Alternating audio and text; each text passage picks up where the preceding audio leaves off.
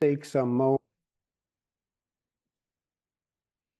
Just taking some moments to allowing ourselves to drop into our bodies.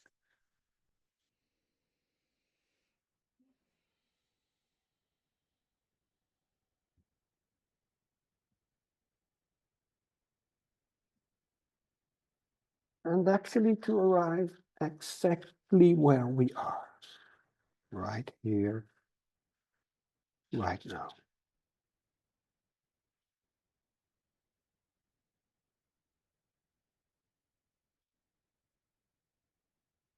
And you may already have closed your eyes if that's comfortable for you. You don't need to.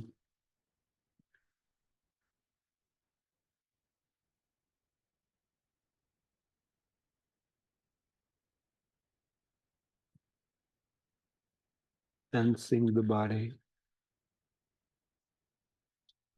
present here now.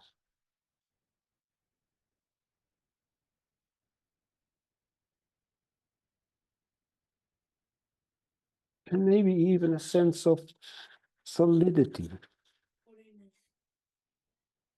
of safety, provided by this sense of physically being present.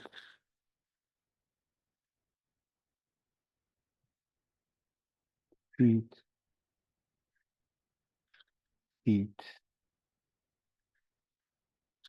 hands, whatever part of the body feels most comfortable to you to connect with right now.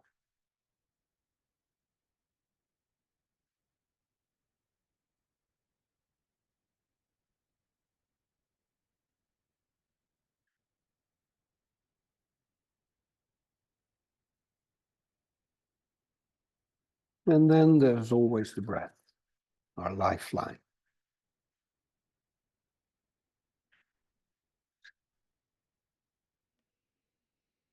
Following its own rhythm, moment by moment.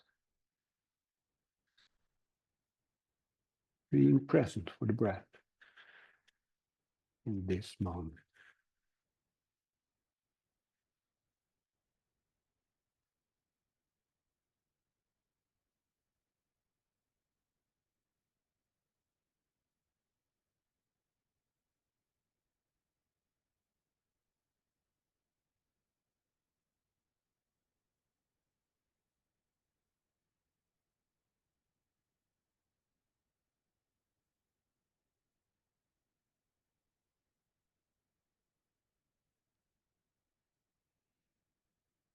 And that's a lot we have. We have our bodies, we have our breath. Places to come back to whenever we forget where we are. Help us to make us come back in the here and now.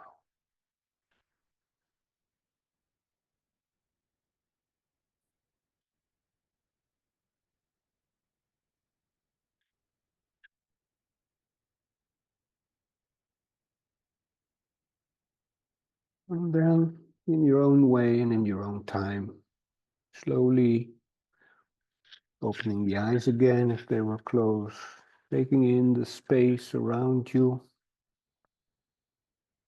connecting to the room around you, and also to this big group on the screen.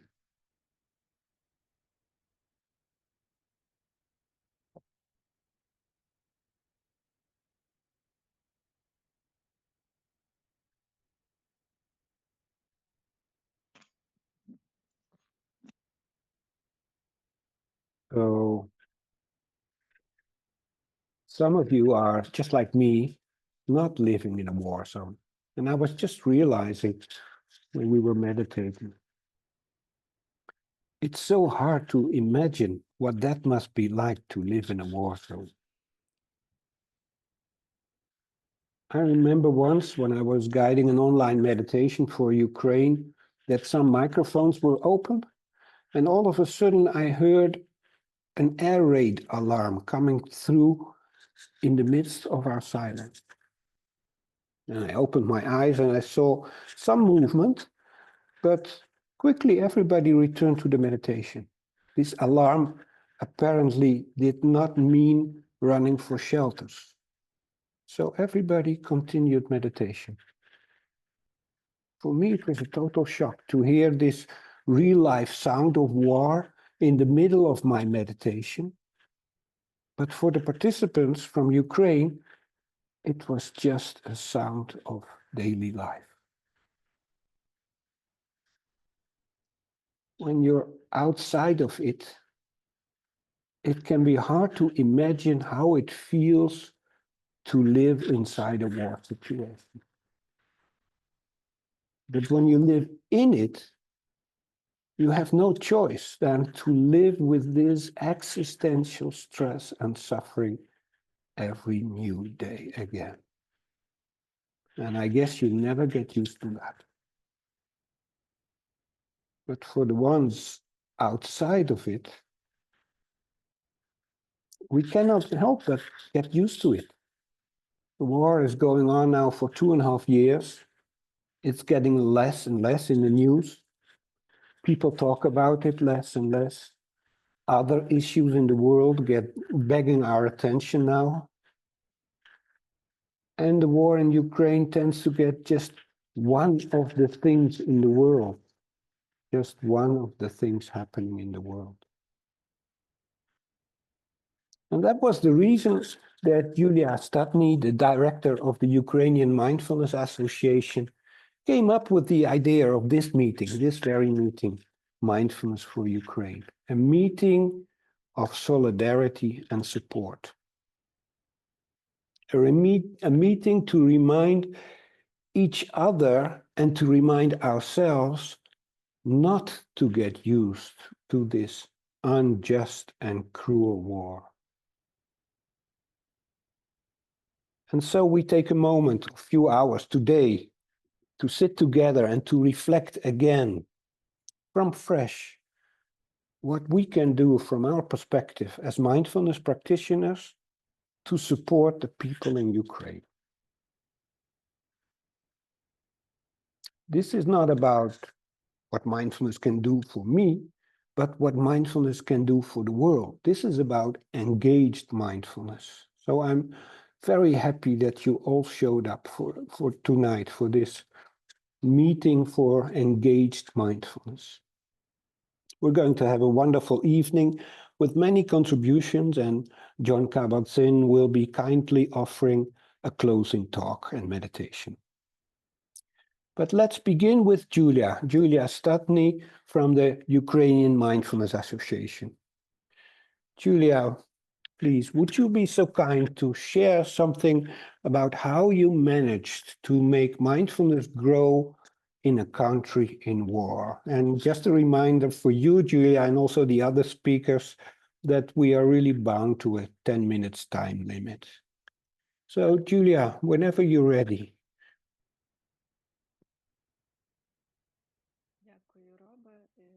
Thank you very much, Rob.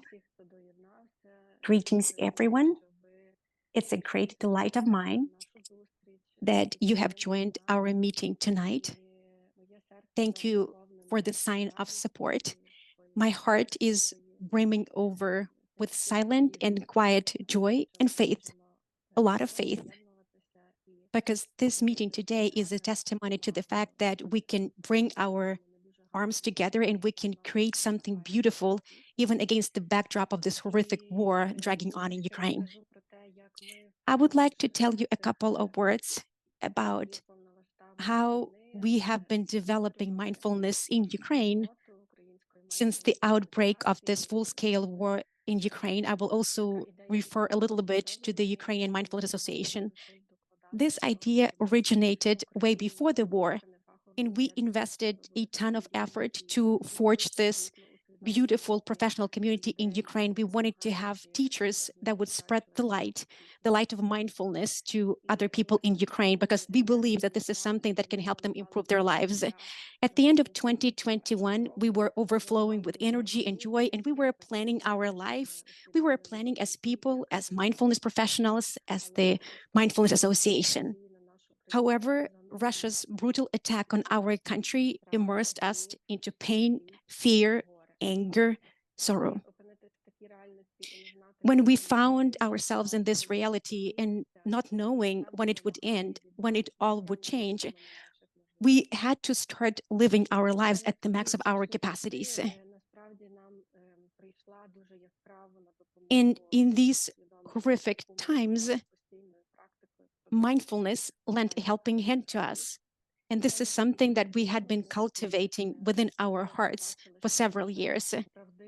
Owing to mindfulness, we can see accurately the real world. We can touch the pain. We can live through this pain. We can let it out through tears.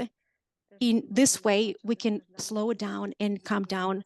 Through mindfulness, we can see the suffering of others and we can respond to it with compassion, care for themselves and ourselves. We can indulge in simple things like warm bath, a nice conversation with their body, a cup of delicious coffee, or a simple smile that we lavish on each other. By cultivating Sorry, mindfulness. Julia, sorry, just a practical thing. Maybe I forgot. I think I forgot that to announce that if you want to listen to the translation, you can go to the 3 dots below in the screen, and you can change to the English translation language. And if you the other way around, you can change to the Ukrainian language. And if you stay on original, you hear both languages. You could always have the original channel. So I'm sorry to interrupt you, and maybe it was not clear for everybody. So please now, if needed, change to the correct channel so you can hear the simultaneous translation all the time. Thank you. There's the 3 dots symbol on the right hand below in the screen. And if you press there, you have the option for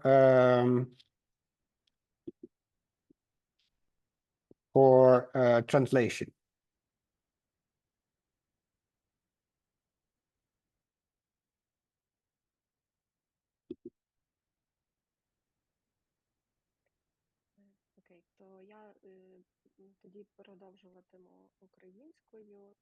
I will continue then.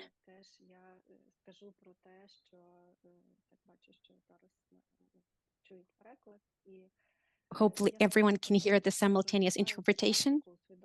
So I will repeat that by cultivating the practice of mindfulness, by having faith in this practice, during the first days of the war, we noticed that owing to mindfulness, we can stay present in this reality. We can accurately see what is happening, and we can touch the pain, we can live it, we can live through this pain, and we can support one another. Thanks to the practice of mindfulness, we can also notice love and kindness around amongst the chaos and sorrows of the war. We can see the support of people. We can see how attentive people are to one another, how helpful and how caring they are towards people and animals. I mean, this is something that we can cherish within ourselves. This is something that we can do to help to find this equilibrium in the midst of the suffering. That's why we continue working in these dire straits by reinforcing our mindfulness community in Ukraine. Over the past 2.5 years of the war, we have seen mindfulness integrated in different areas of our life. And this is something that resonates with people. We are making a number of important steps to develop and spread the practice of mindfulness in Ukraine. If someone had told me about that like 3 years ago, I would not have believed that beautiful things like that were possible in these horrific times. So let me expound on these steps. We launched a training project for mindfulness teachers in Ukraine with Rob's and Mila's support. Currently, we already have 36 teachers of mindfulness in Ukraine. They either have already gained knowledge or are in the process of doing their program. We also started integrating mindfulness practices into the educational process. We embarked on cooperation with some Ukrainian schools. Kristina Quadros and Nick Scheinman helped us a lot. They were supporting and guiding us through this process last year. We received positive feedback from our teachers because they had this connection with mindfulness practices, and it helped them alleviate the daily stresses of their life. We are also applying trauma-sensitive mindfulness practices that David shared with us at the beginning of the war by providing access to the materials of his course. And we can particularly see that these practices are very beneficial and have the healing power for the military, combat veterans, families of deceased and missing defenders. There's another initiative that I guess is one of my favorite ones. It's a way of integrating mindfulness in the rehabilitation process. This is the work that we are doing within Mountain Therapy. It's a rehab program that we initiated for combat veterans, active service members, as well as the families of the deceased and missing. This program implies about 4 days when people go to the mountains and they can get this exposure to the practice of mindfulness that can be really helpful amidst the chaos. There's another initiative that is very rewarding for me personally, and this is something that I take pride in. This is our mindfulness community in Ukraine, the membership of our association. Together, we are developing good traditions. I'm very grateful to Rob and Mila for their steadfast, long-lasting support in developing this association. And I'm also grateful to Karina and some other friends from abroad for their support of our community. It's a small one, but it's still a community. We still have a lot of work ahead of us during the war, and we will also have to contend with multiple challenges after the end of the war. Unfortunately, there's a lot of sorrow and trauma that we will have to combat and work with even after the war. Our teachers are already doing a lot of preparatory work, and this is something that instills faith in us that we will cope with these difficult times. We also have a lot of beautiful initiatives in the pipeline. This is something that will help our children. For example, we initiated some events and programs in Ukrainian schools. It's a combination of mindfulness and EMDR. As you can see, we are developing in a very productive and fruitful fashion, but this would not be possible without the enormous support of our mentors, our friends, our teachers. This is something that helps us be robust, steady on our feet, and tenacious in our actions. Most of our mentors are present here today, and I'm very pleased that we have this great opportunity to listen to them and be exposed to them. So thank you very much indeed. I don't want to take more of your time because I want to take in from the mentors around. Thank you. Thank you. Thank you so much, Julia. So impressive to hear all these different things. When we meet for, we usually have some time before our teaching meeting starts, and then we always hear that you come back from another weekend spending with the veterans in the mountains to ease their suffering, or people who are missing people, and trying to come at ease with that. So your work is always continuous. Very, very impressive what you have set up together with Olena, who's also here. A big respect for all the things you have set up. So you also mentioned Mila, my dear colleague from the Netherlands, Mila de Koning, director of the Mindfulness Academy in the Netherlands, and she has right from the beginning been supporting you with training mindfulness teachers. And Mila, would you like to share something about your experiences in working with teachers from the Ukraine? Yes, I would like so. Hi, everyone. So as you can hear, I've been asked to share something about my experience teaching mindfulness to the people in Ukraine. But to do so, I must first acknowledge all the work that Julia and Olena have done.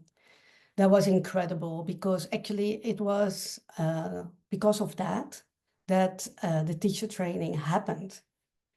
And we have been in contact with Julia and Olena already since 2020, when they contacted Rob and me, and we spent almost 2 years on preparing an in-person MBSR teacher training in Ukraine. And we were just 3 weeks away from starting when the war broke out. And Julia and Olena had put in so much work, love, and passion to make this teacher training happen. They had translated a lot of material. They had a committed group of students. They organized a beautiful location for us to teach. And then everything changed. And suddenly, instead of focusing on teaching mindfulness, Julia and Olena found themselves on the front lines, not with weapons, of course, but with compassion, helping refugees and war victims cope with unimaginable trauma. And those first weeks after the war, we kept in contact with them and we got a glimpse of the atrocities they had to deal with, but also a glimpse of the resilience and strength that they had.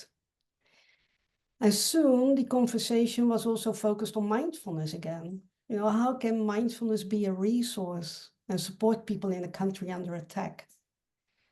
In a country where no one feels safe anymore and trauma is everywhere. For all people in Ukraine from that moment on, life as they knew it, it was gone. So when there's ongoing trauma and suffering everywhere, can you still meditate? Is mindfulness still helpful? And how do we practice? And that were very valuable reflections we had. And we had those reflections also with David Treleaven. And these reflections led us to this deep awareness that mindfulness is a steady resource when life as you know it falls apart. It brings something vital in dark times. It brings strength, hope, and healing. It is a strong caring force, especially when it's combined with loving kindness and compassion. So we decided to start the teacher training anyway. 1 year after we were supposed to start, we had the very first session of the very first MBSR teacher training in Ukraine. It was online with 25 very committed students, who many of them are here now, I saw. And in our first session, we were also very honored to have Jon Kabat-Zinn attending. That was very special.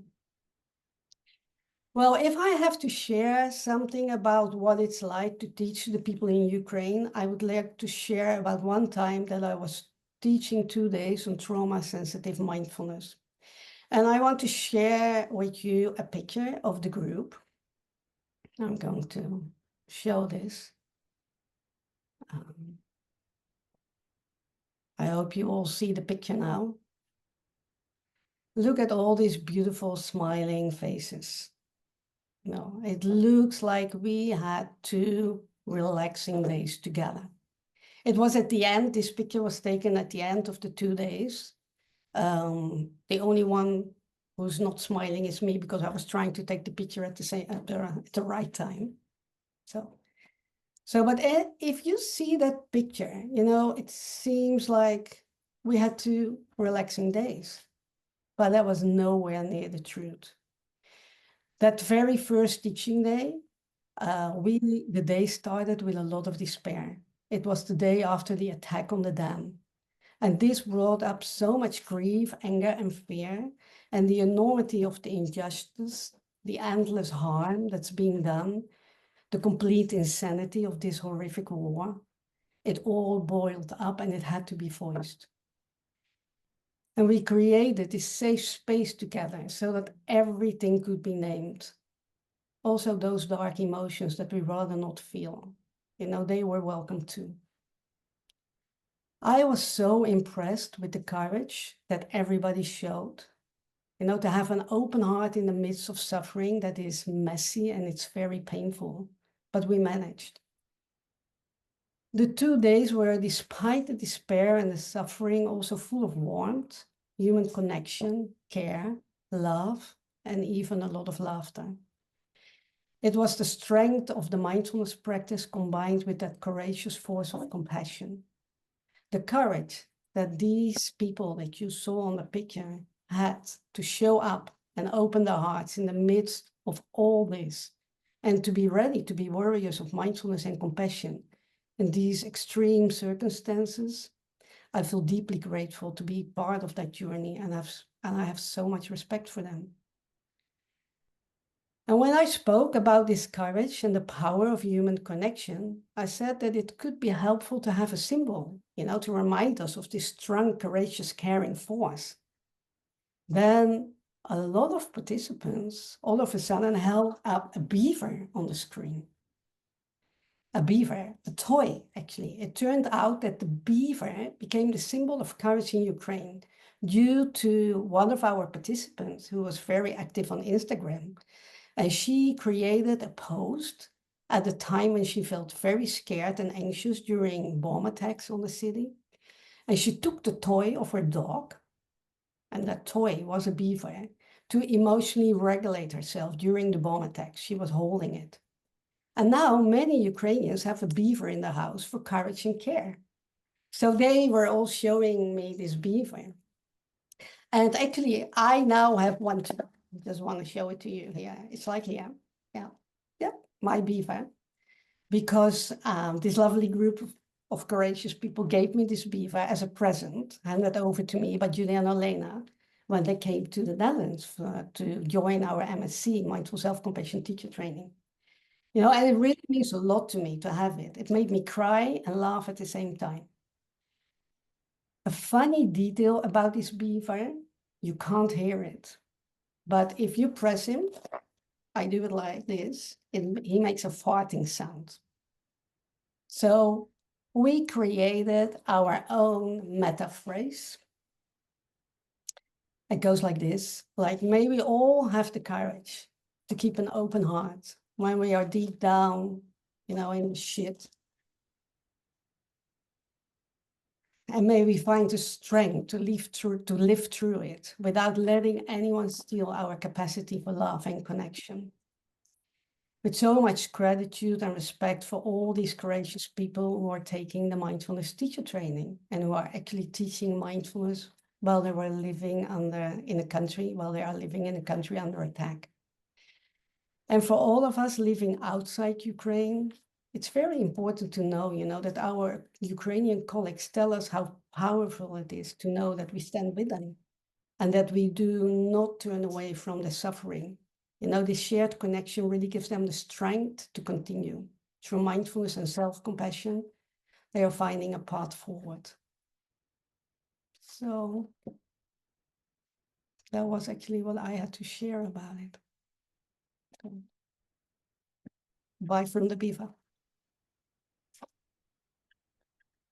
Thank you so much, Mila. Before you said to me you were not sure if you were able to share this with dry eyes, but you managed, and some of the listeners didn't. So Well, thank you very much for sharing.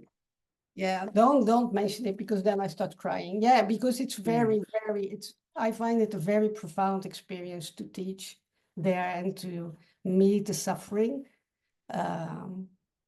It takes a lot of courage. Yeah. It takes a lot of courage, yes.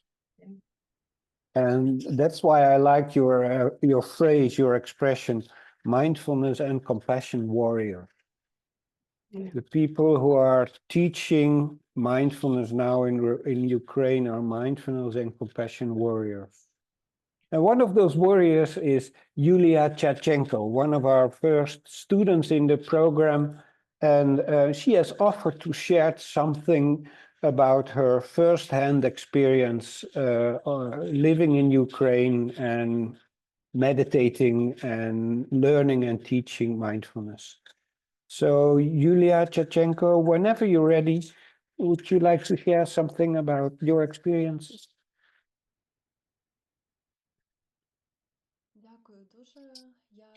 Thank you very much. Greetings, everyone.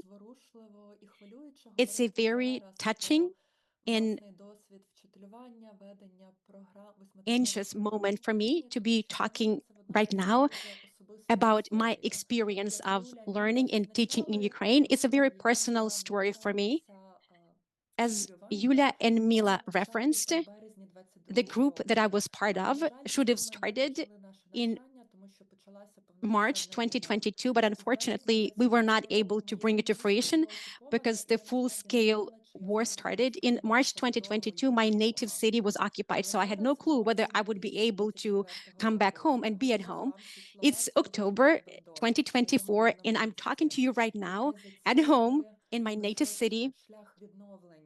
Over these years, the city has already recovered from occupation, deoccupation, and there's its own memory about that period within the city.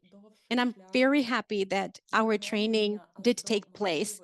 Not only was it a pathway of learning, but it was also a pathway towards recovery and the possibilities to teach others. My colleagues and I have already conducted several MBSR training programs. So we have taught our own groups and classes. And those were standard, typical groups according to the typical curricula. We use some stress questionnaires before the beginning of the training program, after the end of the training program. We don't really have that many findings or results, but what I see there resembles these typical standard findings that we can see in other studies about the effect of mindfulness, especially the effect of 8-week MBSR trainings. I've used the word usual, typical, standard several times, but in fact, everything was happening in extraordinary, unusual, non-standard, and non-typical circumstances of the war. And this is something that posed a litany of challenges for us mindfulness teachers. It was a tall order to have these groups in the midst of the war. Whether we wanted or not, we always lean towards differentiating between mindfulness and automatic reactivity. But we need to keep in mind that considering the circumstances in Ukraine, these boundaries are not as clear. As Rob and Mila said, it's true indeed that we have frequent air raid alerts and sirens wailing in Ukraine. Sometimes these sirens pose a real threat, and sometimes you do need to respond automatically and respond or even react in a very fast manner. But sometimes we have air raid alerts without any realistic threat. Basically, the enemy is trying to switch on our inner reactivity, even though there is no real external threat. It's very challenging to combine the two and differentiate between the two. As mindfulness teachers, sometimes we have to pause the program. We have to pause our training sessions when we can see that the threat is real and it would not be mindful to stay in the practice. That said, we also have a different experience that sometimes, even when the air raid alert is on, we continue practicing. We continue having our training sessions when we do not see a realistic threat there. Once I even returned to my group after a missile attack, because the missile attack happened during the 15-minute break that we had. And then the group became a space for grounding, and it was an opportunity for people to revert to reality. Of course, these are not the most favorable conditions for us teacher novices. Sometimes it's very difficult to contend with these challenges. Mindfulness teaches us to have a better understanding of human nature. But nowadays, unfortunately, we are learning to understand human nature by observing multiple unnatural things. This is challenging. This is part of our complex reality. At the same time, I know that the best thing that we can do right now is to stay in this reality. And I know for sure that mindfulness can be helpful and beneficial. I'm very grateful to all the people who contribute to making sure that we have a growing number of mindfulness teachers in Ukraine. It's important for us to have such programs in place, even though we have this complex, unnatural, challenging reality in place. I do know that MBSR programs can be successful even under such horrific circumstances. So I'm very grateful to everyone who is contributing and to everyone present here today. Thank you. Thank you so much, Julia, for your contribution from the zone where it all happens, in the fire zone. You are actually giving groups and guiding groups and giving meditation. It's really impressive to hear your story. And yeah, you talked about resilience and practicing mindfulness. And within these normal circumstances, as you mentioned them, it is very good to be aware that we have a trauma system. We have a system to work with unnatural circumstances, and we have to be aware, to be sensitive about our traumatic responses and to work with that in a very careful way. And David Treleaven from the US has written a book about trauma-sensitive mindfulness, and he's a scholar at the Brown University in America. He has been working with MBSR teachers in Ukraine, or online, of course. And David is also present. And please, David, would you like to say a few words on trauma-sensitive working in these tragic war conditions? Thanks, Rob. And thank you, everyone, for being here. It's such a treat to see your faces. For those of you on the English channel, I'm sorry, I'm sick, so my voice is a little hoarse. And thank you, Julia, for what you just shared. So much of the work that I've been doing the last couple of years around this conversation of looking at the relationship between mindfulness and trauma, at times it can feel somewhat academic, times where it can become disconnected from kind of lived reality. And hearing what I've heard so far in this call really grounds this into actuality of this is the real work of how do we show up well in our lives and in community. So I just want to thank everyone who made this happen. I feel I'm so happy to be supporting UMA and just to be here together.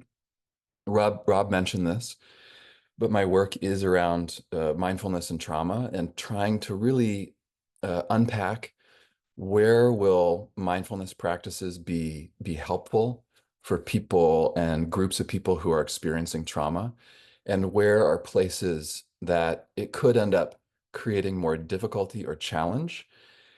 And I've been honored the few times when I've been connected with UMA is to be in this conversation in a very real way about when is the moment to sit. I'm thinking, Julia, of the story of with the siren, like when do you stay? When do you do something different? And this is a big part of the work around trauma sensitivity, is a distinction that I've heard Rick Hansen, some of you might know him. He talks about this around the distinction of working with and being with in our practice. And if I could just say something about that for a moment, I think mindfulness at its core is really helping us be with our experience and what's happening in the present in a profound way.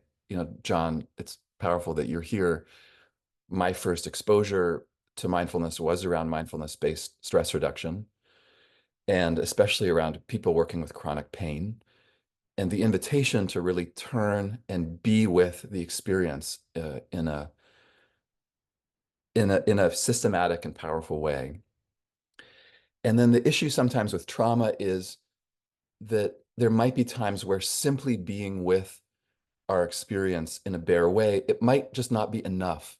There might be more that's asked of us. There might be other tools that we could bring in, not to escape pain, trauma, and difficulty, but actually to expand our capacity to be with. And I have to say, this has been such humbling work to be connected to people here in Ukraine who are doing this work. I am from Rabsid is from the US. I'm originally from Canada, and our national animal is actually the beaver in Canada. And my family lives in actually the biggest Ukrainian neighborhood in Toronto, which happens to be the biggest Ukrainian center in North America. And so this all started opening as I've been, embedded in a Ukrainian community for many years. Most of the stores when I'm home visiting my nieces and my mother are Ukrainian, and there's a really beautiful uh, thing. I wonder if this is in other cities, but in Toronto, they've been there are these neon hearts that people are putting in their windows, and it's basically a way to say that I'm in support of Ukraine during this unjust war. And it's so powerful to walk at nighttime around this neighborhood in Toronto, where almost every window has these different colored hearts in the room. And so it feels like this collective action. And it's the thing I've been most struck by in working with teachers here from Ukraine. And I'm so moved by the ways that you've all come together, is that it has been a dynamic balance of this being with and working with. People saying we need people to have tools to support their capacity to be with trauma, stress, and overwhelm. And at the same time, my experience, I was in Toronto when the war started, there was deep resistance immediately. There was not a sense of, we're just going to be with this experience. There was actually a lot of action that was being taken immediately in terms of resistance. And in my first session with the mindfulness teachers here in Ukraine, that was a theme. There was deep resilience around resistance. This was not a technical, practical, academic exercise. This was about real resistance to an unjust war. And so I want to just say this has been so moving and instructional for me of seeing so many people really working this balance of when do you be with and when do you work with. If I could say one more thing, in terms of the working with wing of this work, sometimes it's about culture and how people connect around their own culture. And we had this conversation with Yulia and Olena about in the early stages of the war, where were places that people were connecting with a sense of connection and their own resilience. And what was not surprising was people saying it was often around food and culture and coming together and having these basic connections, of which I think mindfulness can be so supportive. A group of people coming together to sit, to practice, and then connecting with each other around just the real cultural aspects that connect them and bind them over time. So I've just seen in UMA this weaving around trauma-informed practice, of mindfulness practice, weaving these together with the spirit of resistance. And it's been so moving. The last thing I'll say is, ideally, I think in this work, we're doing both, working with and being with. And Yulia, you spoke to this about a multifaceted approach. This has been 2.5 years. I feel a deep investment here in this community. I know that Rob and Mila and John and others do as well. And so thank you, Yulia and others, for this multifaceted approach that we'll be taking over time. This is a long-term commitment of both helping people in this particular moment and then over time to process the trauma and the loss and the victories over time. So thank you. Thank you so much for your fight and your work. And I hope this session today is in deep support of UMA over time. And Rob, I'll turn it back to you. Thank you, David. Thank you for your beautiful words, and really impressive how you spoke about the spirit of resistance and the art of weaving the spirit of resistance in our work, not just being with, but also working with. And how can we find the balance? And I recognize what you say, that Julia and Olena really found a way to balance out this being with and working with. So there's resistance also in their work, which is something really to be honored, and which is also part of mindfulness. Mindfulness is just not, it's not just being with and staying with. There's also sometimes saying, no, this is not okay, and I resist. So thank you for your wise words, and I'm sorry I mentioned that you came from the US, where you're a Canadian. I didn't know that. So we're here based in Europe. Ukraine is in Europe. I'm in Europe. Many people are from other continents. Here in Europe, we have European Association Group of Mindfulness called EAMBA. And Katharina Mühlen and Tatini Petra Schmid would like to say something about their engagement with the Ukrainian movement from the European Association, Mindfulness Association perspective. So Katharina, Tatini, whenever you're ready, you can take the mic. Thank you, Rob. I'm deeply touched to be here with all of you. Of course, especially Ukrainian colleagues, but all of us are in this with you, supporting you, being with you, suffering with you. And I'm very inspired by your commitment. As Rob just said, I'm here on behalf of EAMBA, but also together with the current board, Tatini Petra Schmid, Teresa Ranieri is here, and very, very importantly, and very honored that one of the Ukrainian colleagues is also here, Marina Chichua, who has been elected as a board member of EAMBA last Sunday. It's great that your community is stepping up to that degree, that you not only serve your own society, but you step up to connect with the European colleagues, and now EAMBA is beyond Europe even, to share what you have experienced and to share so that we all can learn. I looked up and you reached out to EAMBA and became a member on the 10th November 2021.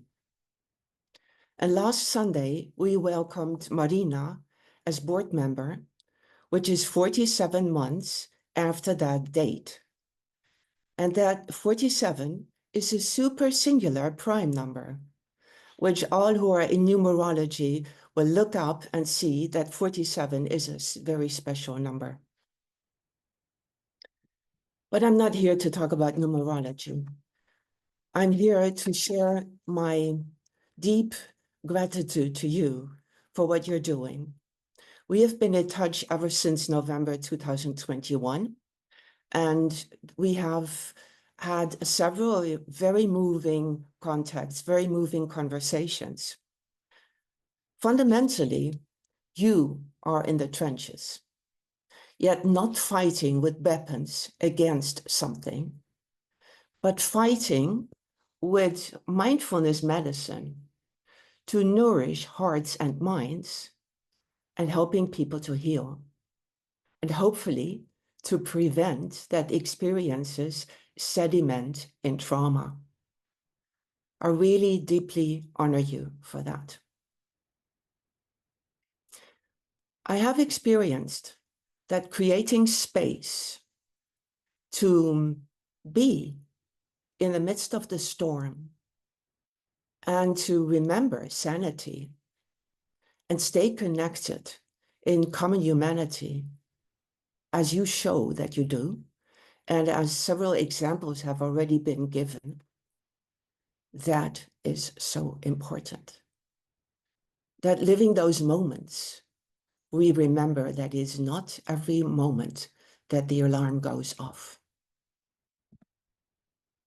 You are in the full catastrophe. You're in the trenches. And you're also fighting for us in the rest of Europe and the rest of the world. This is not only your war, this is our war. Like every war, it's not just.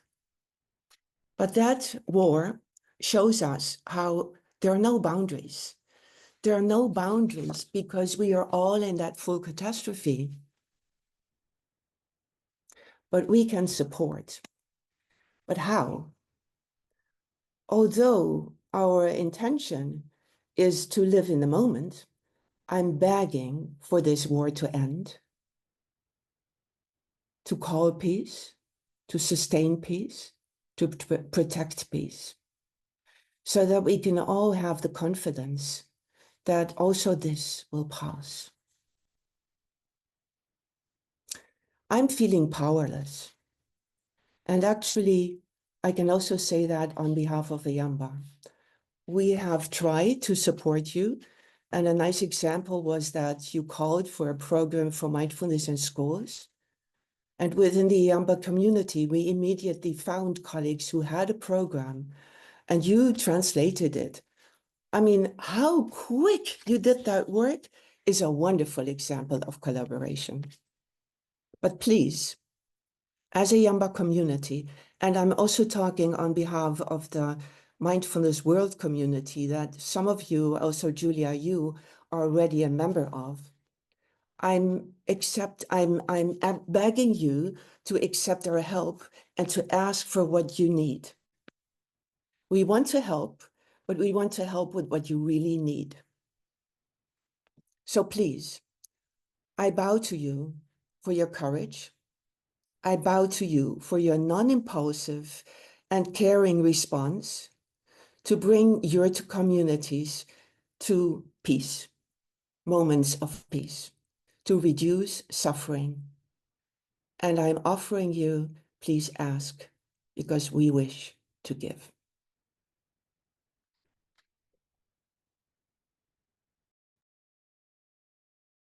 Thank you, Katerina. A clear, stretched out hand offered to all teachers and BSR teachers in Ukraine. I see a lot of hearts rising. Thank you for your beautiful speech, talk of community and connection and solidarity, and your clear offer to help from many mindfulness organizations in Europe.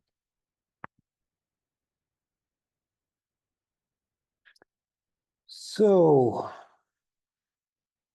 would like to invite you now for a brief contemplation. You may want to close your eyes, you don't need to, but it may be helpful to allow yourself to close your eyes for a moment. It's always nice also for a moment to take the eyes off the screen and actually to remember that we have bodies, allowing our awareness, our mindfulness to find this vertical movement downwards, connecting to our feet probably touching the ground.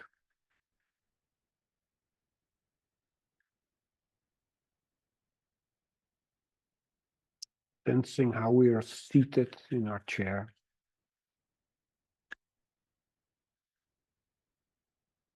Sensing our hands.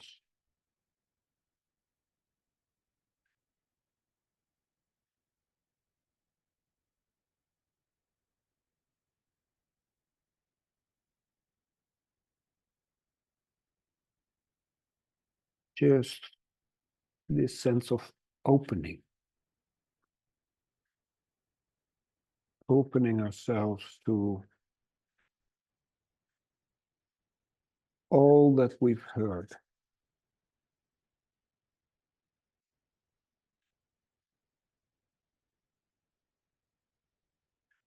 The hardship of war,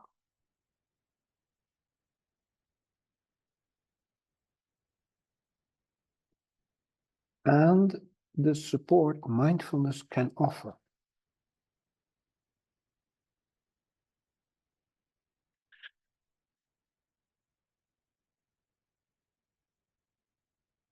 And for some of you present this evening, this even may sound a bit like a new field, because we know, especially in Western Europe and also in America, mindfulness is often offered as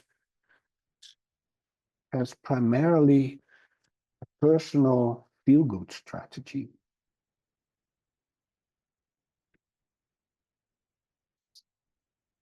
And now to take in this potential of mindfulness, where we heard people talk about first-handedly.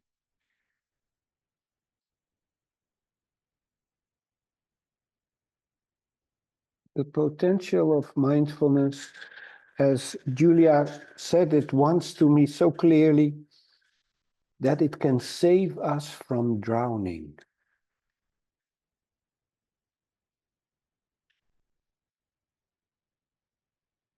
Wow, this goes much deeper than feeling good or having nice moments.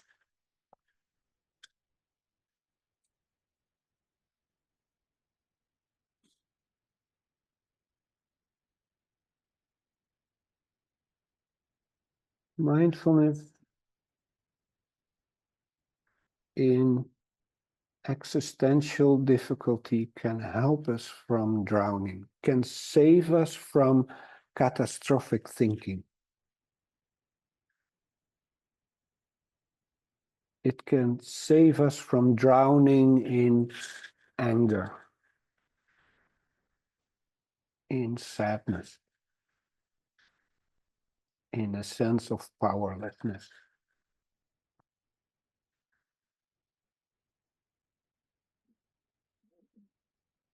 And so it can also save us, by saving us from this drowning, from getting stuck and adding more stress to the stress of the life situation itself.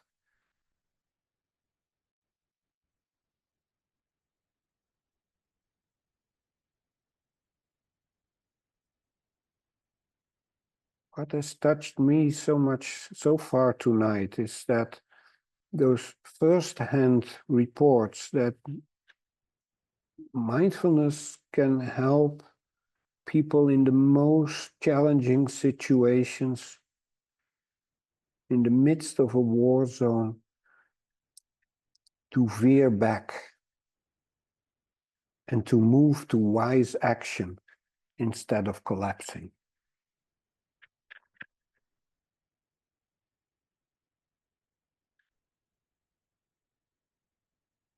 And for you, just listening back to the voices so far, what has inspired you in the reports from Ukraine tonight?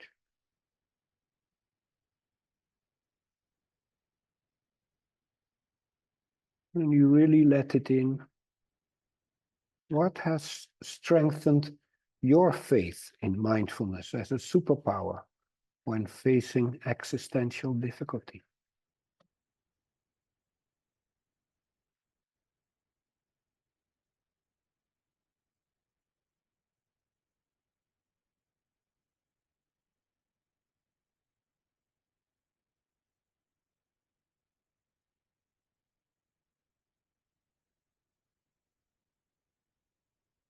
And if you are right now, you are not in Ukraine, not living in Ukraine, like me,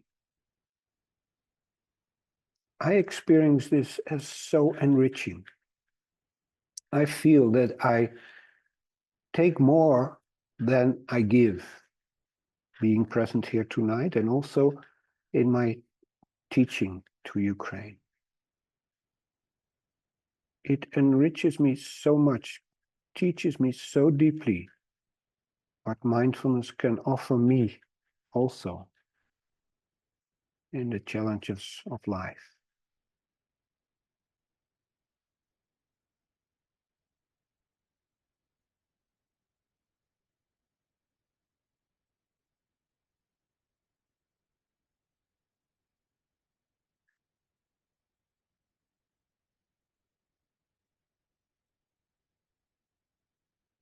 And we know that the existential threats of today are not restricted to Ukraine.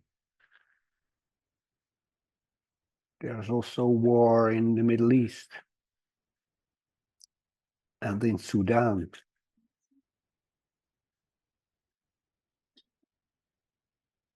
Democracies are under pressure by polarization. Merci, au revoir. Bonne soirée.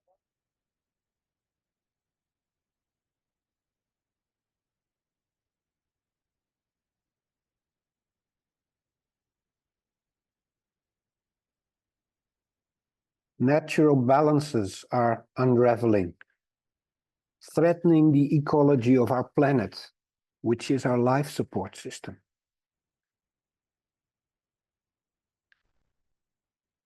So we all can benefit from these values which are learned in the experiences in Ukraine.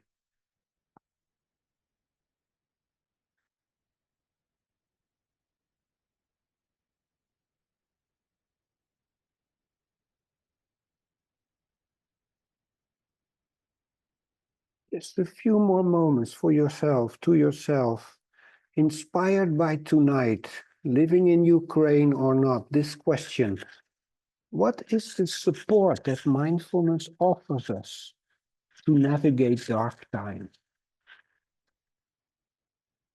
How can mindfulness help us to come out stronger and wiser and with a warmer heart?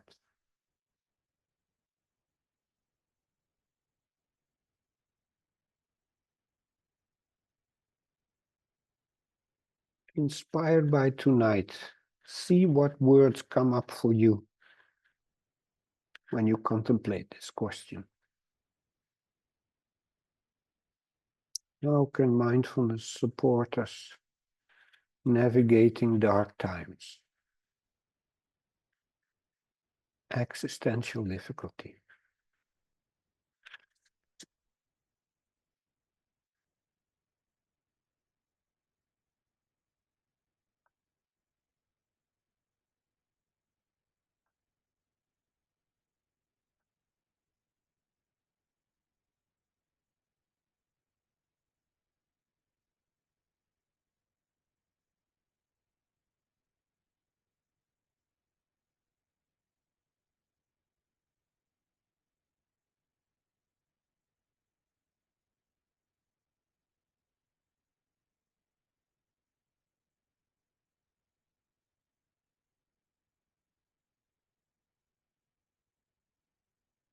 And then slowly and in your own way, take time to finish again this brief contemplation,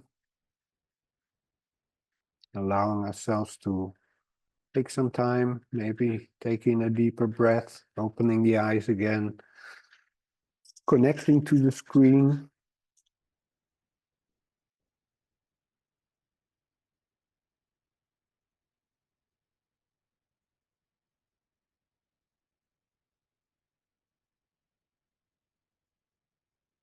And then it's always nice to hear from each other, to get inspired by each other. So I would like to open the chat now, and I would like to invite you to share in 1 or 2 words what came up from you, inspired by tonight, what mindfulness can offer us to navigate dark times, to navigate the existential difficulties of this planet and of life. So we're opening the chat. You can put it either in English or Ukrainian, and maybe Julia or Elena can translate the Ukrainian words, and then we will read them out. You can all read in the chat. So please open up. I see already some words appear. Connection with community. Again, connection and community. Pulse of life. That's also beautiful. The pulse of life. Love, resilience, courage, common humanity. Oh, there's a lot coming there. Not see the darkness darker than it is. Not to see the darkness darker than it is. It helps to choose love over hate or fear. Also beautiful. Again, common humanity. Tatini writes, the courage to love and open hearts. Keep our hearts open, I think. I'm inspired to remind myself that I'm not alone. We are human, and as long as we are human, we are alive. We are human, and as long as we are human, we're alive. I connect to the love and responsibility to cultivate peace inside, in between, and all around. Hope, coming home to love, the possibility to stop and reflect about my inner strength and resilience. Possibility to stop and reflect about my inner strength and resilience. Seeing ourselves complete and connected to others. That's also a beautiful insight mindfulness can offer us. An anchor. There's some translations. Self-compassion. Fluidity of experience. Wow, that's also food for thought. Fluidity of experience. Everything's moving. Mindfulness can save the love. Mindfulness can save the love. Marina writes, community, love, and connection. Via seeing and connecting with each other and our true nature. Seeing and connecting with each other and our true nature. Beautiful picture of nature is added there. Cassandra, agape, love of the highest order, and also common humanity. Love of the highest order. Tusha writes, everybody's well-being and peace is essential. Interdependence is real. So the realization of interdependence.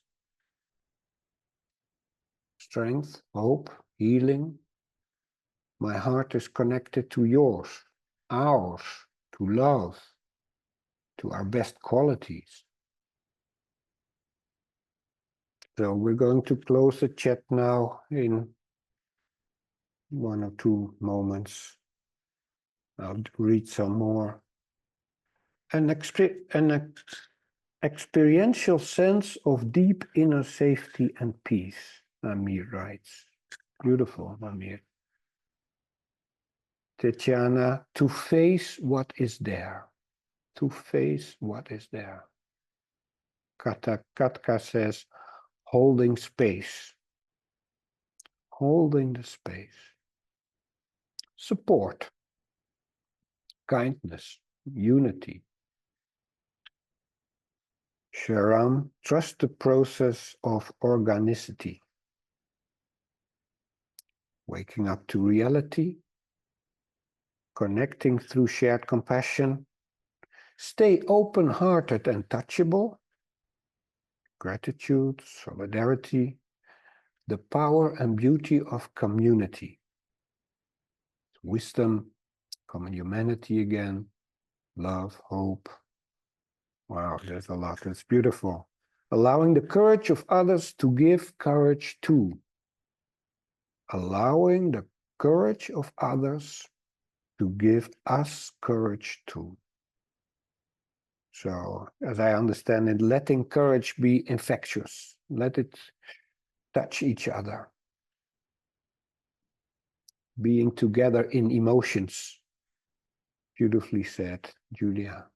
Being together in emotions. A bit what we're also doing a bit this evening, tonight. Inner peace and connectivity.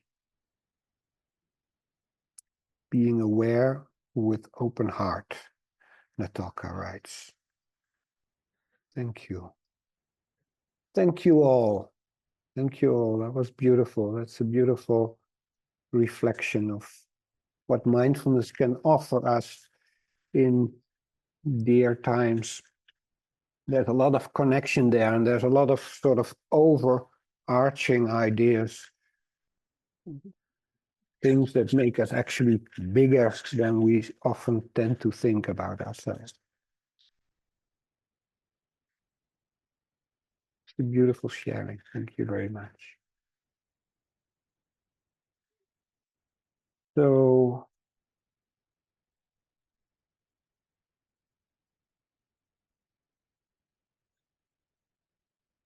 yesterday, at my supermarket, there was a woman who was standing with a shopping cart in the beginning of the supermarket, draped with a Ukrainian flag. And she asked me if I could please shop something for the people in need in Ukraine. And this is a real scene in Holland, because there are volunteers driving lorries with material from Holland to Ukraine regularly ever since the invasion. And the woman in the supermarket, she mentioned some daily articles like shampoo and soap and baby napkins. So when I came back from my shopping, I put a pack of baby diapers in the cart when I left. And this simple thing, giving this simple physical thing, surprisingly moved me more than I thought. Somehow the idea that this simple object would travel from my hands to the people in need somehow touched me in a non-conceptual, somehow physical sense. And then I realized this is how things work. Our hearts think in simple ways. Sometimes solidarity needs something concrete to be expressed, to be felt. And from your position right now, it may not be so easy or simple to give something concrete in a material way to support Ukraine, for the people outside of Ukraine. That is the reason that we have set up a simple donation system through which you can directly support the growth of mindfulness in Ukraine. Because there are students who are totally motivated to become mindfulness teachers, but often due to the war economy, they simply do not have the means to enroll in a teacher training. And the Ukrainian Mindfulness Association wants to support, but cannot endlessly offer free courses. So, how can you support mindfulness in Ukraine? Well, the answer is simple: by supporting students who want to become mindfulness teachers there. And remember, these are often students who cannot afford the training, and they come from underprivileged communities themselves. So when you support them, they may go to places to teach mindfulness where otherwise no other teachers would come. They go to their own communities that tend to be underprivileged themselves. So in the invitation you saw when you when you applied, you saw this QR code. And I just want to show it again. And we will send it after tomorrow in the mail also to you. Maybe if you have a phone, you can scan it right now. And it's a simple way to connect to handle donations, and they will be handled by the Dutch Mindfulness Academy. And of course, we guarantee that every donation will be directly and fully used to support the training of aspiring mindfulness trainers in Ukraine. So if you did not have time to scan it right now, no problem. We will send it tomorrow by mail again to you, or you can find it back in the link you have visited before. And already beforehand, we want to thank you so much for your commitment and your generosity. First of your commitment to attend to this evening of sharing and listening to each other. And if possible, maybe support also in a financial way the work of building up a network of mindfulness teachers in Ukraine, where it's so much needed right now.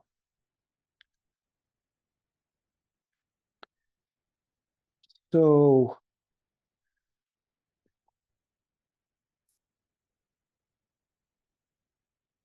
next, I would like to hand over the microphone to Jon Kabat-Zinn, the founder of MBSR, who, as you have heard, has been committed to the Ukrainian cause right from the beginning. He was a visiting teacher on the MBSR teacher training program. And his words and his presence were, especially in the beginning, very helpful to remind meditators that, especially in the war zone, that they were not alone. He kept on reminding them in his talks that they were courageous and they should continue putting faith in mindfulness. So we are very happy that also for this special evening of solidarity for Ukraine, Jon is willing to inspire us with his deep insights on what it means to live a life in the light of mindfulness, no matter what the conditions. So, warm welcome to you, Jon. Great to have you with us. And from now on, you can take on the group and also finish the group, guide the group until the end of the evening. Well, thank you, Rob. Can you all hear me? Just wave your hands if you can hear me and see me. Okay, great. Doesn't happen often, but I'm totally at a loss for words. Just so deeply moved by what I've heard from everybody who has spoken. And to just see your faces on my screen. And especially those of you who are in Ukraine, the poignancy of those of us who are not in Ukraine have a degree of safety at this particular moment that is really very different, I'm guessing, from no matter where you are living in Ukraine, simply because the stakes are so high and the uncertainty of what can happen is also so high. So I just want to express how deeply moved I am to be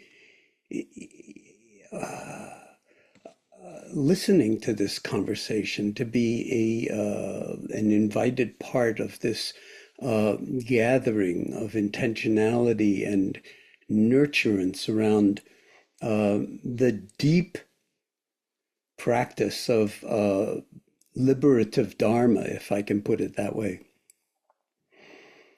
And to really reflect on the power of what I've heard and felt, which really suggests to me that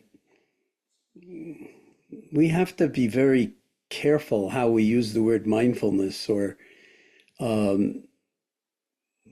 what we mean by it, or even how we speak about MBSR or trauma-sensitive MBSR or any other vehicles that that we're promoting, to actually recognize that however it's come about karmically, we are part of some kind of emergence on the planet that is unique to this moment, and where the stakes are enormous, not just for Ukraine, but for humanity itself and life on planet Earth. And I think it's really important to remember that, and to actually honor how much you folks who are in Ukraine are facing the enormity of a certain kind of mindless violence and ignorance that does not admit to a simple solution, and where warfare itself, although it is obviously admirable to resist it, and I just wish Ukraine every power available to it to do that resisting, we need to go beyond resistance and, in some sense, wake up to the insanity of human beings doing what human beings do to each other, whether it's Russia invading Ukraine, or what's going on, with Gaza and Israel and the Middle East, or what could go on in a flash, in a moment, say, between mainland China and Taiwan, or what's going to happen in less than 30 days in the United States when we vote for the next president. We are at an enormous moment of great sensitivity on planet Earth in so many different ways, with the enormity of the environmental challenges that we're facing. And what better way to destroy the environment? And I'm not talking now about human beings, which goes with, is axiomatic. But what better way to destroy the environment than to drop toxic bombs everywhere? And so this is a kind of madness that is really distributed very unequally at the moment in the world, but the possibility is that it can shift in no time to other environments, as we've seen over and over and over again, because this kind of tyranny and injustice is happening everywhere in the world.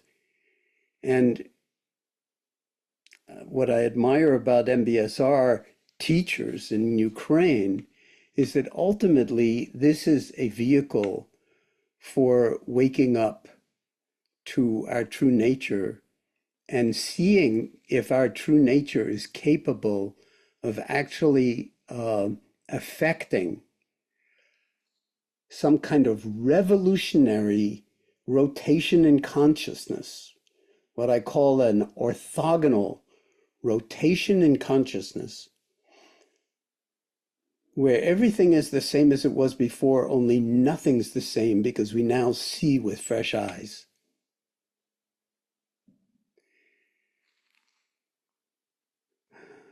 And so, this is not the mindfulness of the past thousands of years. This is potentially a turning point in our understanding of what it means to be human, and to live an embodied life of mindfulness and heartfulness, of compassion and kindness, and enacting that in our lives in ways little and big. The little ways in terms of family and taking care of our children, and particularly, there have been so many refugees from Ukraine, from the war zone, and the same in Gaza. And I think it's really important for us to keep in mind that what refugees most need in the immediate aftermath of all of the destruction is refuge.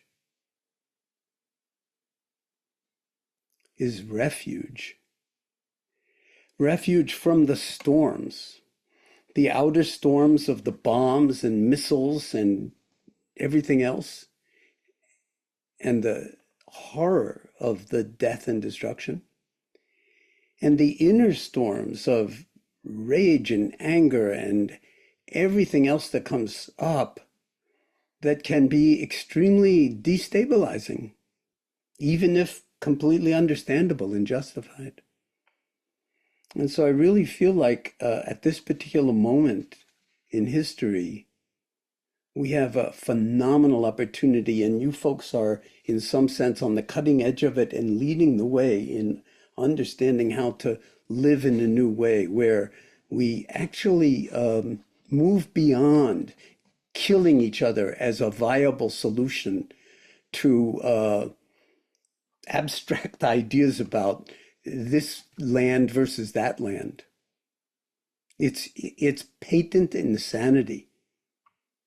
And the people who are running the governments, in many cases, are literally out of their minds and creating enormous suffering out of the usual motivations.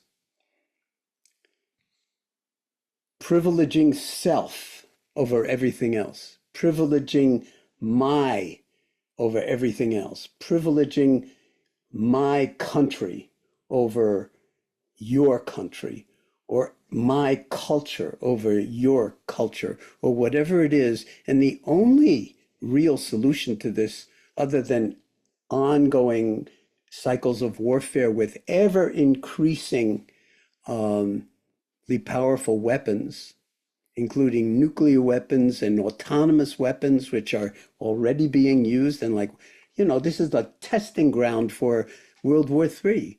All these drones and, sort of missiles and all these, hypersonic missiles and so forth. This is like the playpen of the arms manufacturers.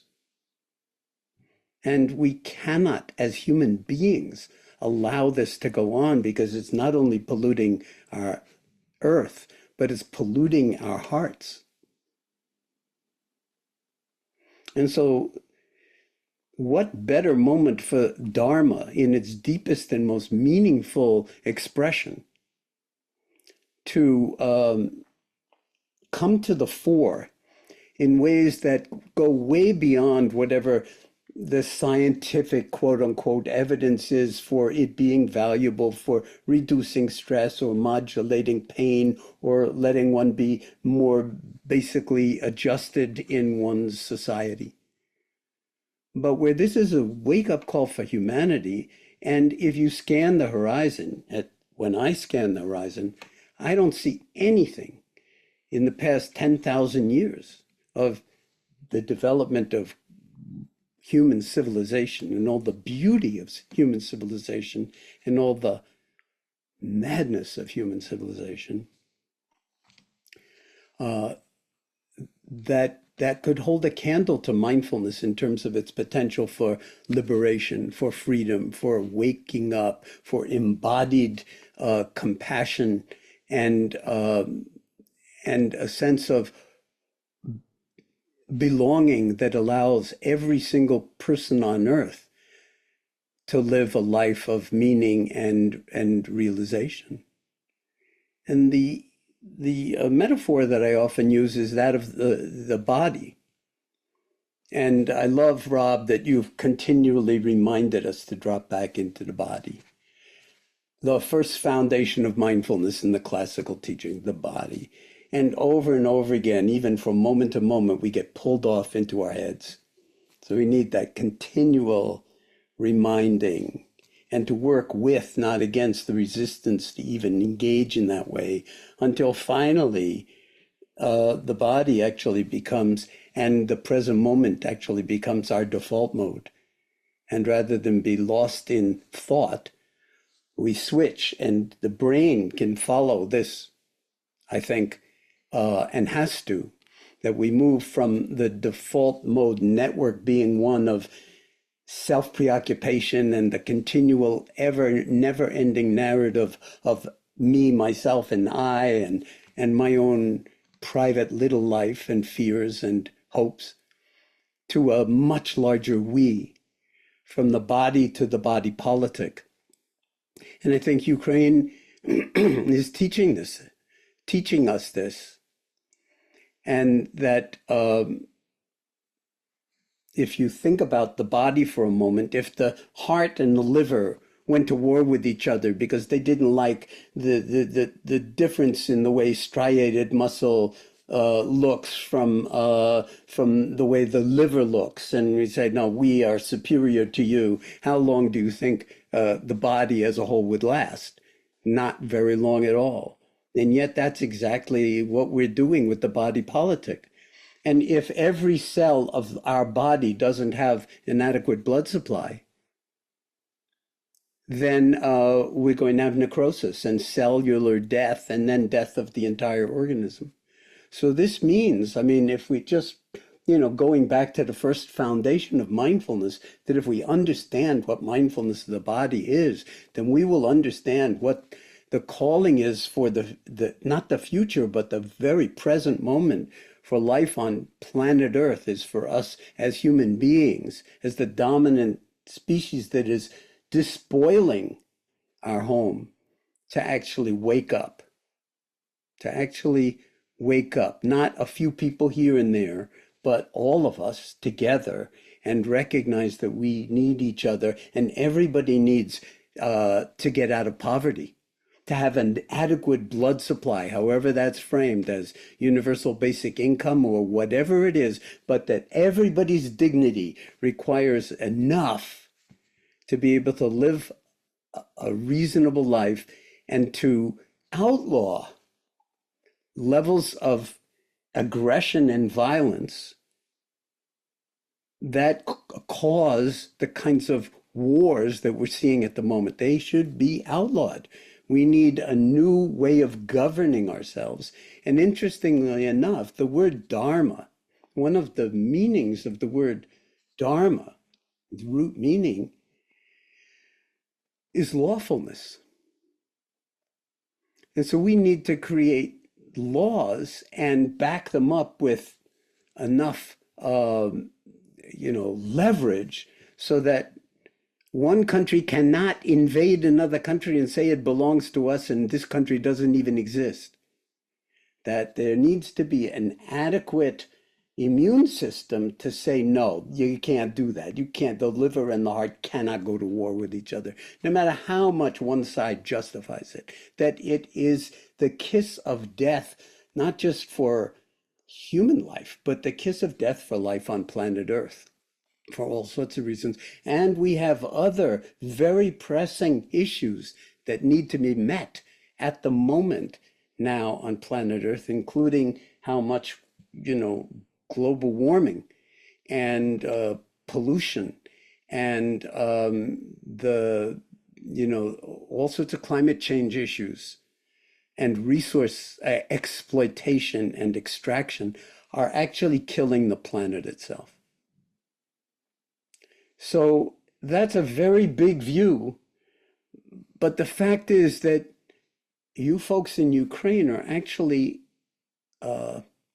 engaged on the front line of that healing process by daring, I would say, in the face of all sorts of challenges, to assert that mindfulness is of value, and teaching it in whatever ways and forms are called for to actually nurture the cells of the body politic, or in this case, the people of Ukraine, under extremely traumatic and traumatizing and demoralizing, potentially, circumstances. And I hesitate to even say this to all of you, because when I get off this call and walk outside, I will live in a country that at least until the election is relatively free. What will happen after November 5th is anybody's guess, and the stakes are unbelievably high. That we could lose our democracy here. It could be unrecognizable. And so in a certain way, we are all in this together, no matter where anybody lives on planet Earth, that it is in some sense our responsibility to live our practice in ways that embody wakefulness, kindness, clarity, compassion, and to go way beyond the story of me to a much larger story of we. And to have that become, in some sense, through ongoing practice and exercise, so to speak, our default mode. And then life itself is the meditation practice. There are no breaks. The respiratory system doesn't say, well, you're going to sleep, I think I'll take a break for a few hours. It doesn't take a break for a few seconds. The respiratory system is keeping us alive moment by moment by moment. So is the liver, so is the heart, so is every other organ system in our body.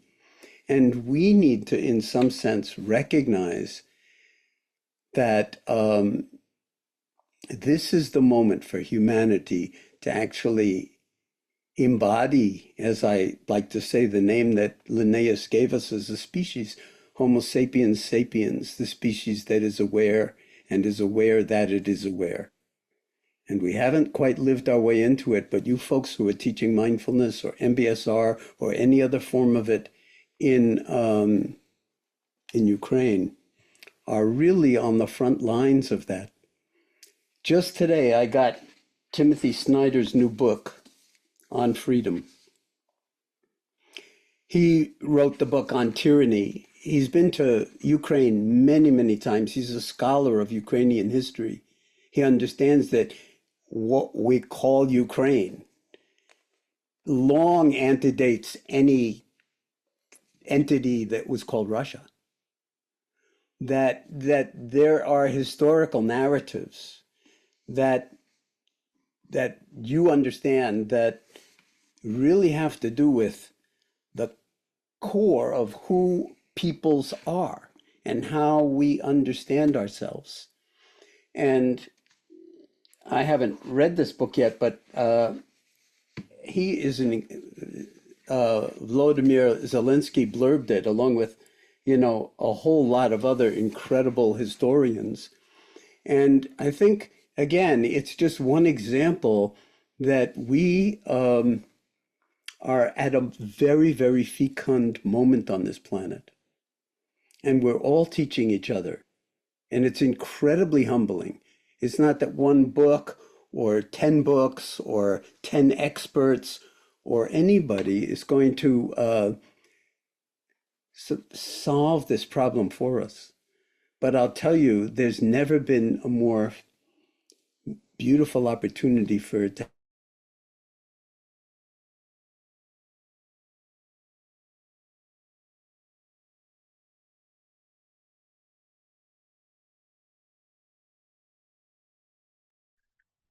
I think Jon, his screen is fixed. Let's just wait for a second. Probably he notices himself and he may check out and check in again to continue.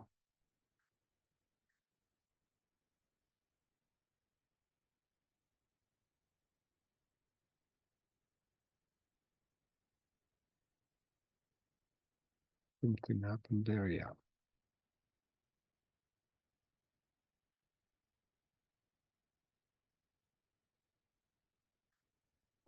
It's a beautiful moment for a mindful break. It always gets us by surprise. The right moment for a mindful break.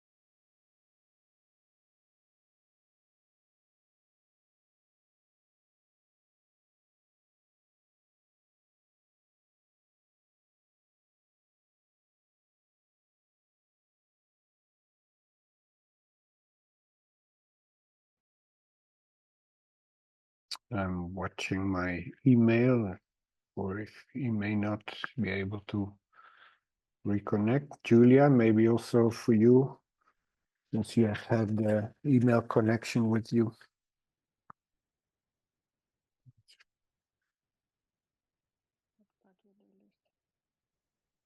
Yeah, I'm checking.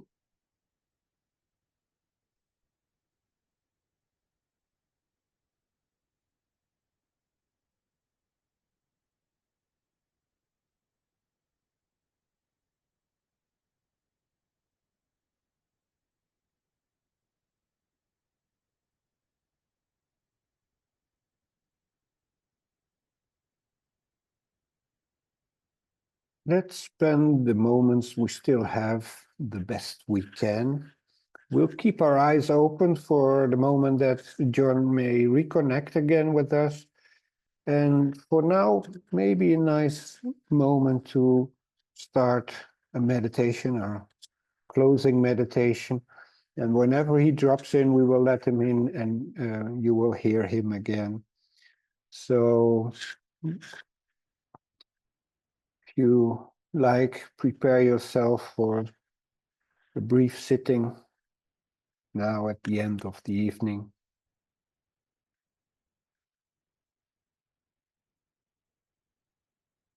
And again, as I mentioned before, allowing the eyes to close if that feels comfortable to you. And maybe just reminding yourself about what Jon said about the body, the value of reconnecting with our bodies, sensing our physical presence.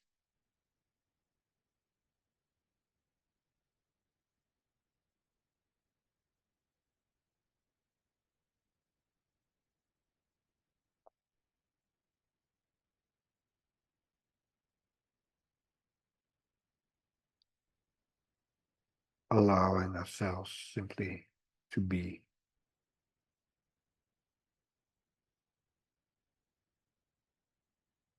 With this moment.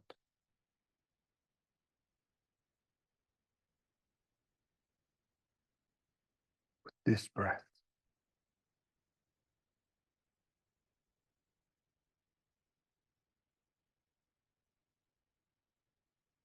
In whatever situation we are, this is the only moment we have.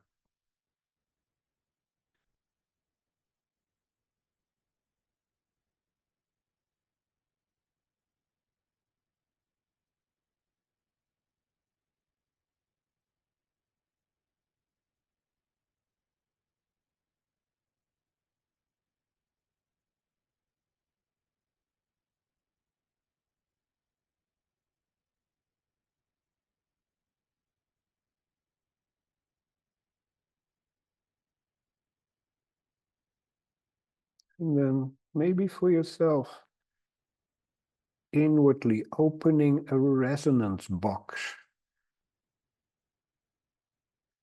and letting reverberate, letting resonate what you've just heard in Jon's words.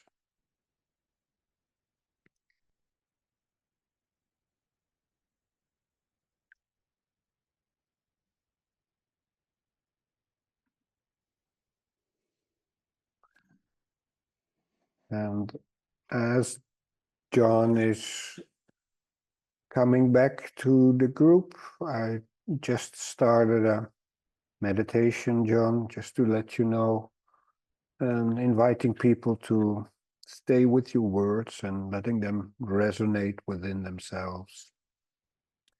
And please, Jon, whenever you're ready, feel free to take over guiding this meditation. We still have 10 minutes to go. You may. Glad I made it back. And Yeah. apologies to all of you.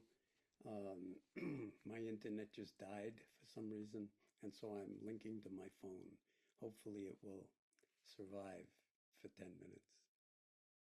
So the unexpected is always unfolding. And invitation for the practice, of course, is to let life itself be the curriculum and to hold it in awareness as best we can.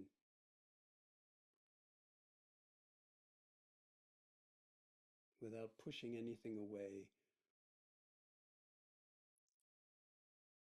or pursuing anything, but simply taking up residency in awareness itself with clarity, with equanimity.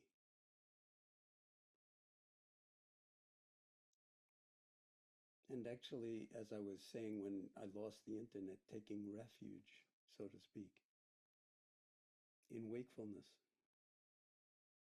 in embodied wakefulness,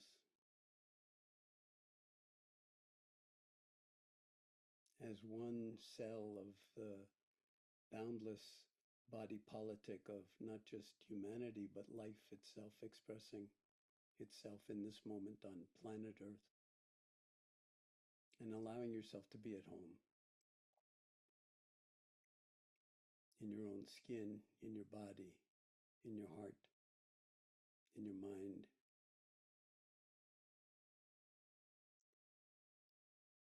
in the world, with things exactly in this moment as they are.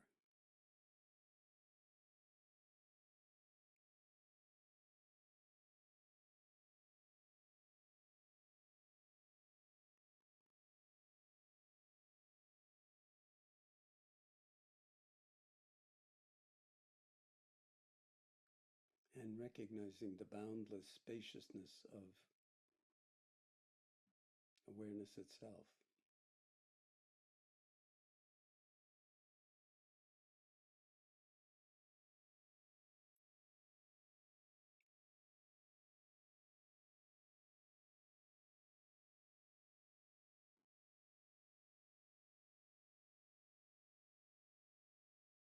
And letting the practice be a radical act of sanity,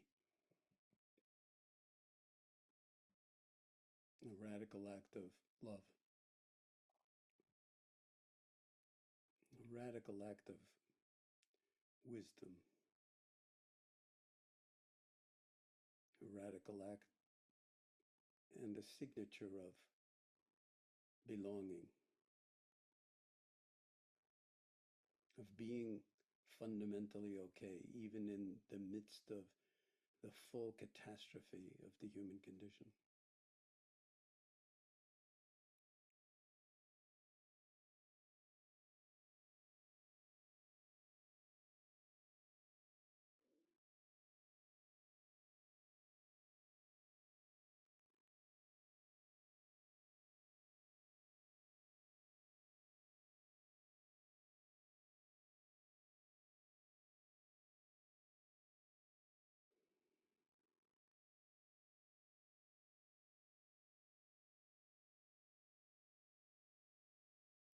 And then silence and awareness, embodied wakefulness, all converge into just this moment, just this being here together, even with our eyes closed, if your eyes are closed. Just this moment, just this breath.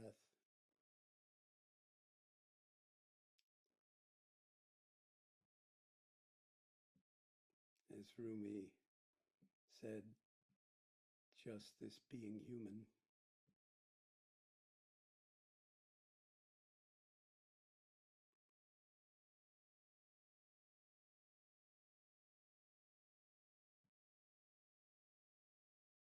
Just this being with things exactly as they are.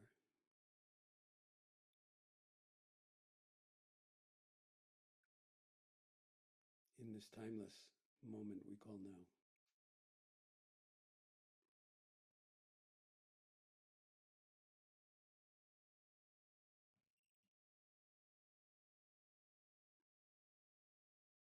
Just this.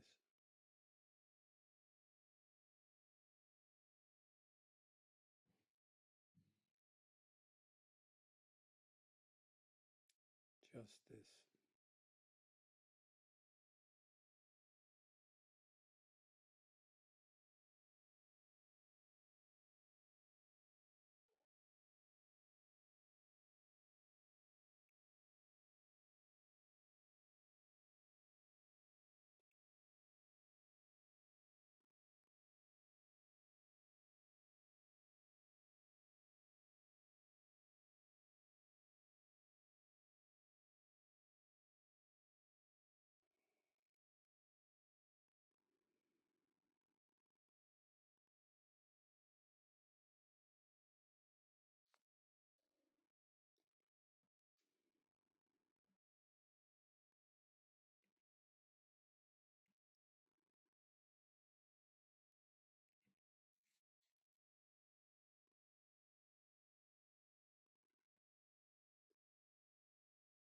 I'd invite you to open your eyes now and and just gaze at your screen, drinking in the faces. I'm seeing so many people with whom I have just deep, beautiful karmic connections. So many people I don't know at all, don't recognize your faces. But the fact is that because we're here together, we have deep karmic connection too. We just don't quite know what it is. But all that knowing is, sort of in some sense conceptual and is not all that it's cracked up to be. I'm talking about a much, much deeper knowing where we all belong and we all, as Thich Nhat Hanh liked to say, inter-are. Whether you're from Ukraine or from Iran or from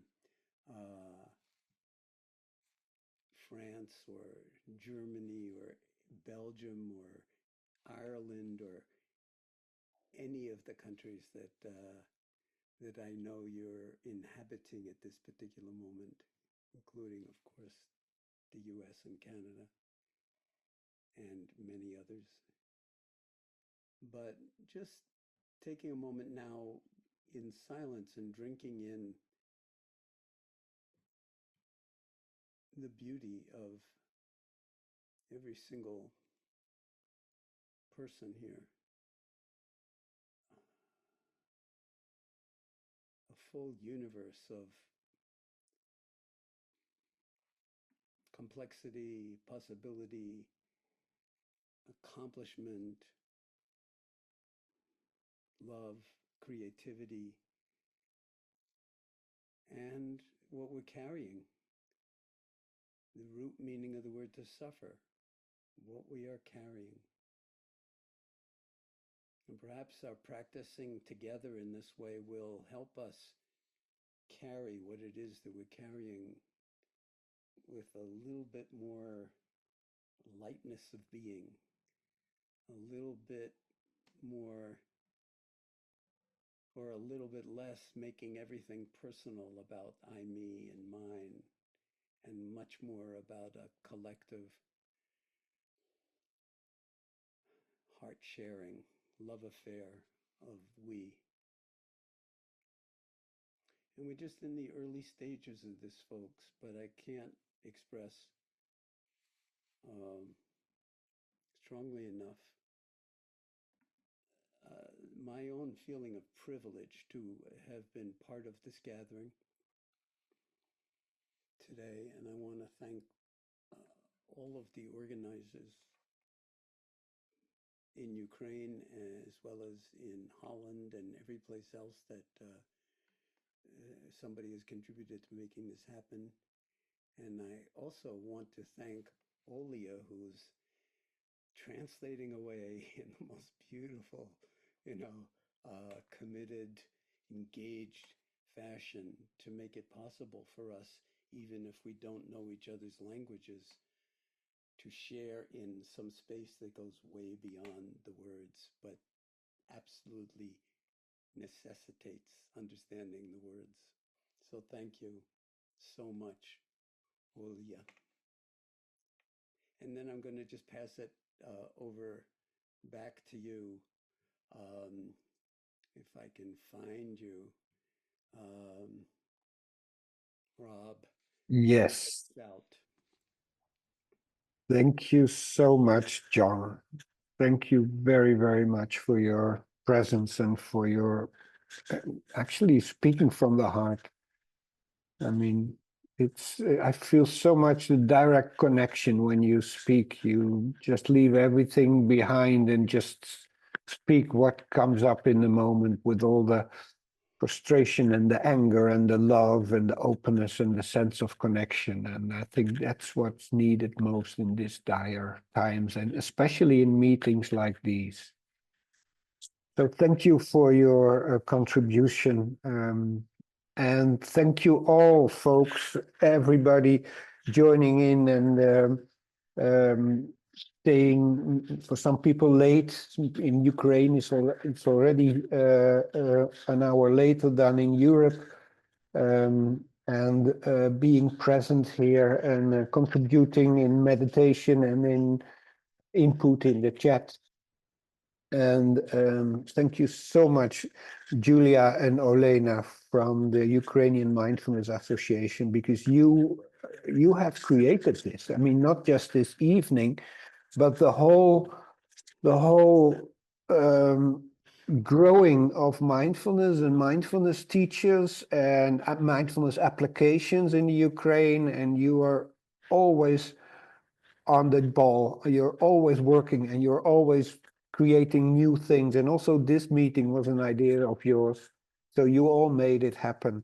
So thank you so much. And it's really a privilege for me, and I know for many other speakers of tonight, to be able to support you in that.